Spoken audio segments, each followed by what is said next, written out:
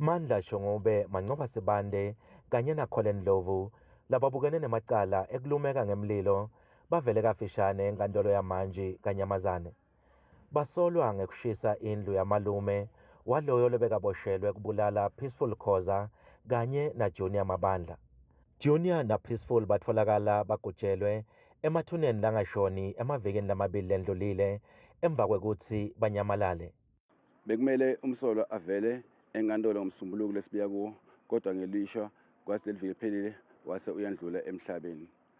Bahlali babese bathukuthela kakhulu kula bahambe baya khona bayashisa khona indlu yamalume walomsolo. Lamanye emalunga emphakathi asendzaweni yasePinar nabo bebasenkantolo kute usekela labasolwa benta libito lekuthi abakhishwe esitokisini.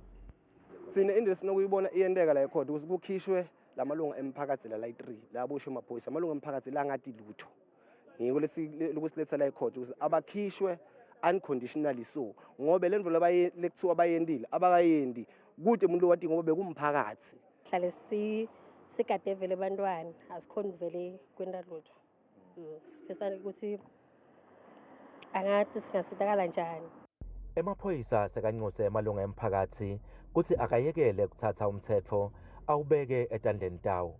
Kusikhathatha kakhulu simaphoyisa ukuthi uma ngabe kunento ehlefana naleti malunga emphakathi athathe umthetho awubeke etandleni tawo.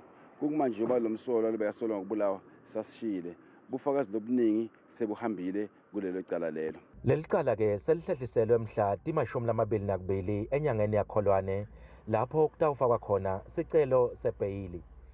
Etindzabeni tetfu ku Channel 163 lotilethelwa iNewsroom Africa ngingumweli Masilela kaNyamazane eMpumalanga.